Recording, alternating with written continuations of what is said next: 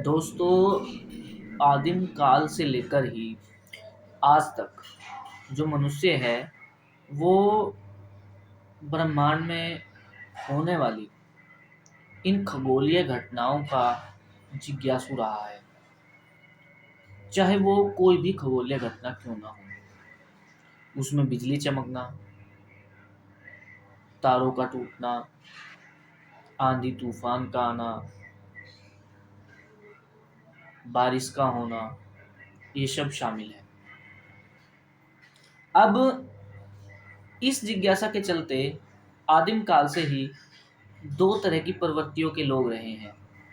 एक वो जिन्होंने इन सभी वायुमंडलीय या फिर खगोलीय घटनाओं के होने का कारण किसी देवी देवता के प्रकोप को माना है और उनकी पूजा आराधना में इसका हल ढूंढने की कोशिश की है। दूसरी ओर इस तरह के लोग भी हुए हैं जिन्होंने इनके वास्तविक कारण को खोज निकाला और आज हमें लगभग सभी तरह की आकाशीय और खगोलीय घटनाएं पता है। दोस्तों, इन्हीं में अब हम लोगों को ये चीज़ तय करनी है कि हम लोगों को किस सोच की तरफ बढ़ना है। एक वो लोग हैं जो हमें विज्ञान और वैज्ञानिक नज़रिए की तरफ लेकर जाते हैं, जो हमें हर चीज़ के पीछे के एक कारण को स्पष्ट रूप से समझाते हैं। और दूसरे वे लोग हैं जो हमें एक डर और एक अंधविश्वास की गोद में लेकर जाते हैं। तो तय हम लोगों को करना है कि हमें किधर जाना है, हमारी आने वाली नस्लों को हम क्या रास्ता देंगे। एक सवाल आप सभी लोगों से है कि हम सुबह से शाम तक, सुबह उठकर गर्म पानी करने से लेकर रात को सोते वक्त लाइट ऑफ करते हुए, हर वक्त हम विज्ञान की देनों का इस्तेमाल करके अपने कार्यों को आसान करते हैं। तो अब हमें डिसाइड करना है कि हमें विज्ञान और विज्ञान के जो उपहार हमें मिले हुए हैं उन पे यकीन करना है या फिर अंधविश्वास और ढकोसलों पर। बात इतनी सी है दोस्तों कि लगातार समाज में एक अवैज्ञानिक नज़रिए को बढ़ावा दिया जा रहा है और लगातार वैज्ञानिक चेतना को खत्म किया जा रहा है। यहाँ तक कि हमारे पाठ्यक्रमों में भी अब बेहद तेज़ी से बदलाव किए जा रहे हैं, जिसके चलते वैज्ञानिकता खतरे में है।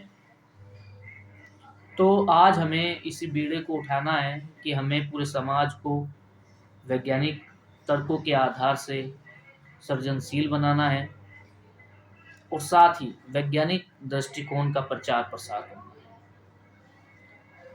दोस्तों, आज आप लोगों को पता ही होगा कि 8 नवंबर के दिन चंद्र ग्रहण की स्थिति हमारे भारत में भी देखी जाएगी। तो आज हम इसी पे बात करते हैं कि चंद्र ग्रहण है क्या और चंद्र ग्रहण वास्तव में इसका कारण क्या है और इसमें क्या-क्या रंग हम चंद्र ग्रहण में देख सकते हैं। दोस्तों, चंद्र ग्रहण को हम लूनर इक्लिप्स बोलते हैं। यह एक खगोलीय घटना है जिसका वैज्ञानिकों ने पूर्ण प्रमाण दे दिया है। तो समझते हैं कि ये है क्या और किस तरीके से घटित होती है। स्क्रीन पे दिए गए चित्र से आपको स्पष्ट हो रहा है कि एक तरफ सूर्य है और सूर्य का प्रकाश पृथ्वी के माध्यम से होते हुए चंद्रमा पर पहुंचता है। आप सभी जानते हैं कि चंद्रमा पृथ्वी का उपग्रह है और किसी भी उपग्रह का खुद का कोई प्रकाश नहीं होता, वो सूर्य के प्रकाश से चमकता है। तो चंद्र ग्रहण होता कैसे है? जब सूरज, चंद्रमा और इन दोनों के बीच में पृथ्वी आ जाती है, यानी कि सूरज, पृथ्वी और चंद्रमा एक सीधी रेखा में होते हैं, तब चंद्र ग्रहण की स्थिति पैदा होती है। इसमें दो तरह के रीजन आप लोगों को दिखाई दे रहे हैं, जिसमें एक है अम्ब्रा रीजन और दूसरा है पेनुम्ब्रा रीजन।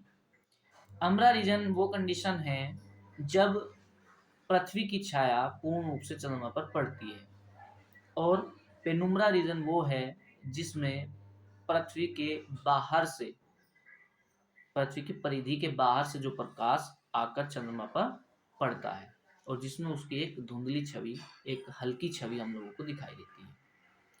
दोस्तों, ये बात हुई चंद्र ग्रहण की। अब कई बार चांद का रंग हमें अलग अलग तरीके से दिखाई देता है, कभी तांबे की तरह का, कभी गहरे तांबे की तरह का, कभी लाल, और कभी लाल और पीला मिक्स थोड़ा हमें दिखाई देता है। यहाँ तक कि चांद का जो रंग है वो नीला भी देखा जा चुका है, हरा भी देखा जा चुका है। अब इसका कारण क्या है, ये भी हमें समझना चाहिए। हम लोगों को पता है कि सूर्य से आने वाला जो प्रकाश है उसमें कई तरह की तरंग दैर्ध्य वाली किरणें होती हैं, जिसमें एक होती है दृश्य किरणें। दृश्य किरणों में 7 तरह का एक स्पेक्ट्रम होता है, जिसकी वजह से हमें रेनबो वगैरह आदि चीजें दिखाई देती हैं, जिसे हम विबग्योर के नाम से जानते हैं, जिसमें 7 रंग होते हैं: आसमानी, हरा, नीला, बैंगनी, लाल, सफेद, नीला। ये सभी रंग उसमें होते हैं। दोस्तों, इसी कारण से आप दी गई इमेज में देखिए, इसमें बताया गया है, दिखाया गया है कि कैसे जब पृथ्वी सूर्य के सामने आती है तो अम्ब्रा रीजन बनता है चांद के ऊपर। अब अम्ब्रा रीजन में जो धरती है वो पूरी सूर्य के प्रकाश को ब्लॉक कर लेती है, और उसकी साइड से छनकर कुछ किरणें चंद्रमा पर पहुंचती है। अब लाल क्यों दिखाई देता है? लाल दिखाई देता है क्योंकि पृथ्वी पर एक तरह का वायुमंडल है, और वायुमंडल के अंदर मौजूद है डस्ट पार्टिकल। अब वो डस्ट पार्टिकल ज़्यादा और कम हो सकते हैं, जिसकी वजह से रंग का निर्धारण होता है। जब सूर्य से आने वाला प्रकाश वायुमंडल पृथ्वी के वायुमंडल में पहुंचता है तो वो अलग तरीके से बिखर जाता है, और लाल रंग का प्रकीर्णन अधिक होता है, जिसकी वजह से हमें अम्ब्रा रीजन में ब्लड मून दिखाई देता है। मोस्टली लोग इसको ब्लड मून बोलते हैं, पर ये गहरे तांबे रंग का होता है, इसी वजह से हमें उसका लाल रंग दिखाई देता है। कई बार जो हमें उसका येलो कलर दिखाई देता है वो भी इसी कारण से होता है, क्योंकि प्रकाश का प्रकीर्णन होता है। यही कारण है। अब दोस्तों, बात करते हैं इसके मिथक की। कोई भी ग्रहण हो, सूर्य ग्रहण हो या चंद्र ग्रहण हो, उनमें जबरदस्त मिथक, अंधविश्वास फैलाए गए हैं। जैसे कि चंद्र ग्रहण के समय या सूर्य ग्रहण के समय, दोनों में लगभग सेम से ही अंधविश्वास है। उसमें बताया जाता है कि हम लोग कोई भी काम ना करें, कोई नया काम शुरू ना करें, परिवार से कोई लोग बाहर ना जाए, खाना ना पकाया जाए, घर की गर्भवती महिलाओं को एक तरफ बैठा दिया जाए, और तमाम तरह के अंधविश्वास मौजूद है। तो मैं आप लोगों को पहले भी बता चुका हूं कि हमें क्या रास्ता चुनना है। आप एक उदाहरण से इस चीज को समझिए कि अगर वास्तव में चंद्र ग्रहण या सूर्य ग्रहण का कोई इफेक्ट पड़ता तो न जाने जितने जीव जंतु इस धरती पर मौजूद है वो भी सूर्य ग्रहण और चंद्र ग्रहण की स्थिति के समय यहाँ रहते होंगे। उनमें से भी बहुत सारे जीव जंतु या जीवों की प्रजातियां, उनकी मादाएं जो है गर्भवती होती होगी। तो आज तक कोई ऐसा प्रमाण नहीं है, कोई ऐसा तथ्य नहीं मिला है जिसमें उनके भ्रूण को कोई नुकसान हुआ हो। ये केवल मनुष्य द्वारा घड़ी एक कपोल कल्पना है, एक डर का व्यापार है, जिसके तहत आज इस समाज में, हमारे समाज में यह अंधविश्वास मौजूद है। यही है दोस्तों, हमें लगातार हर गतिविधि के बारे में, उसके पीछे के कारण को समझना होगा, क्योंकि दुनिया में जो भी काम हो रहा है, जो भी चीज है, उसके पीछे कोई ना कोई कारण है। ये हमें समझना है और लगातार वैज्ञानिक नज़रिए को हमें हर घर तक, हर बच्चे तक पहुंचाना है, ताकि भारत एक वैज्ञानिकों का देश बने।